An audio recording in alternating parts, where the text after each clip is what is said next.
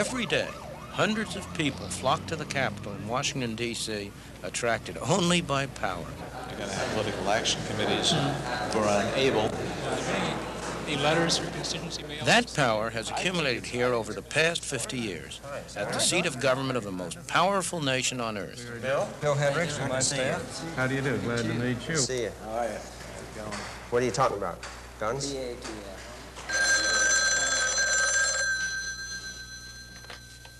Hello, this is Warren Richardson. Oh, Mary, yes.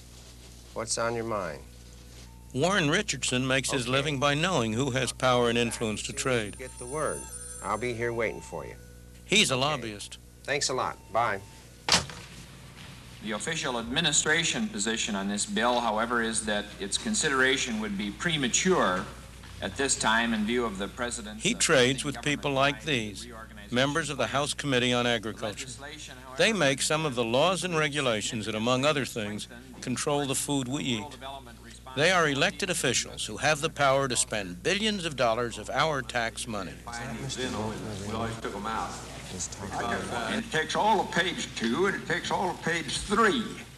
Naturally, lots of people would like to get their hands on that money. That's the kind of stuff that ought never go into the statute books. And I think anybody who is practicing the justice court knows it. Yeah, the way you get common sense administration is by having common sense administrators. And I would feel like there's more common sense administration in agriculture. Access is all important. And how you gain access. It used to be that there are only maybe a few hundred lobbyists in this town. Now we record up to 15,000 lobbyists, plus ancillary personnel of secretaries, receptionists, and typists. And the researchers that go with that. They're calling upon all the law firms imaginable. So there's a tremendous support base out there for the lobbying effort. You don't have to walk these corridors very long before you begin to realize that the concentration of power in the hands of a few people, however well-intentioned, is a real threat to the freedom of the individual. Of course, Warren Richardson doesn't see it that way. Over the years, he's successfully lobbied for special interest groups in energy, environment, wages, and prices. Today, he's arguing the case for another special interest, the National Action Committee on Labor Law Reform, hoping to swing influence his way. The bill goes overboard in terms of... Much, much too far.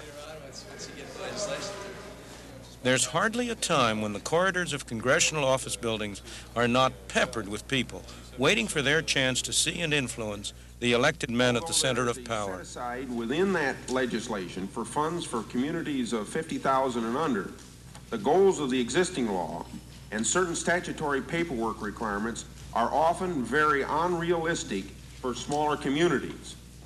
The deals made here affect all of us, and sometimes in ways we don't like. But don't blame the people making the deals. They're just pursuing their own self-interest, which may be as narrow as making a buck or as broad as trying to reform the world. We, the citizens, are to blame because we've handed over so much of our lives, our personal decision-making to government. And we now find that what government does severely limits our freedom.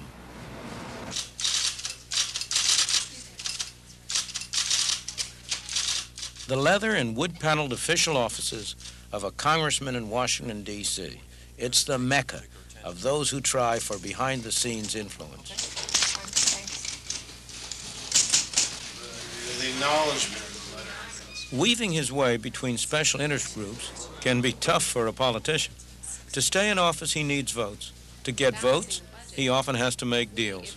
The chances of our party regaining the White House, if Republicans, if the president sends up policies that Republicans can support. It's frequently a frustrating business. But when you have people who are coming in not for purposes of debate and dialogue and discussion on something, but merely they demand their special interest or their single issue concern, that's where it becomes extremely difficult because there might be an equal number on the opposite side of the coin.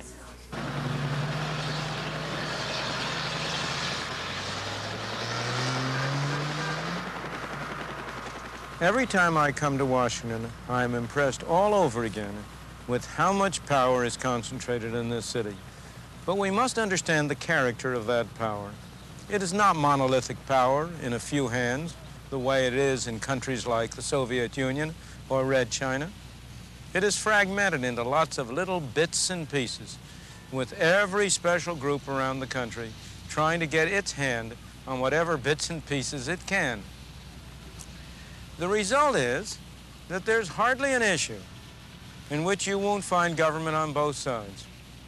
For example, in one of these massive buildings scattered all through this town, filled to the bursting with government employees, some of them are sitting around trying to figure out how to spend our money to discourage us from smoking cigarettes. In another of the massive buildings, maybe far away from the first, some other employees, equally dedicated, equally hardworking, are sitting around figuring out how to spend our money to subsidize farmers to grow more tobacco.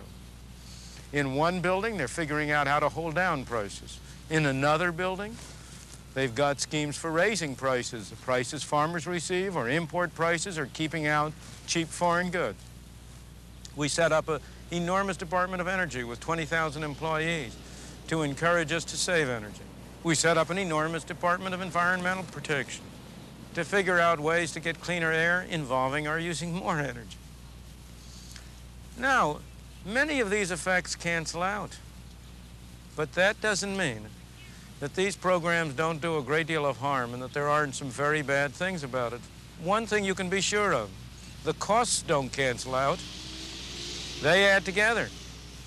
Each of these programs spends money taken from our pockets that we could be using to buy goods and services to meet our separate needs.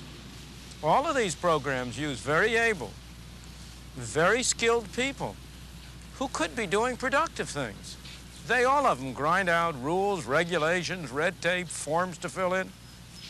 I doubt that there's a person in this country who doesn't violate one or another of those rules or regulations or laws every day. Not because he wants to or intends to, but simply because it's impossible for anybody to know what they all are. Those are the bad things. But there's something good about this fragmentation of power, too. And that is that it enables us to do something about it. If power were really concentrated and monolithic in a few hands, it'd be hopeless to reform the system.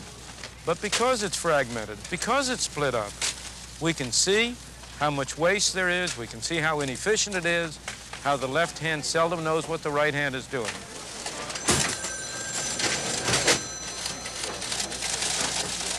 It wasn't always like this.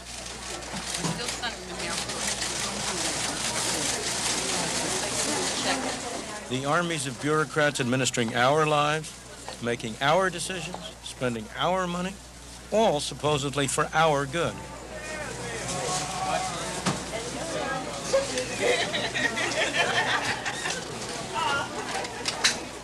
Our nation was founded with something fundamentally different in mind.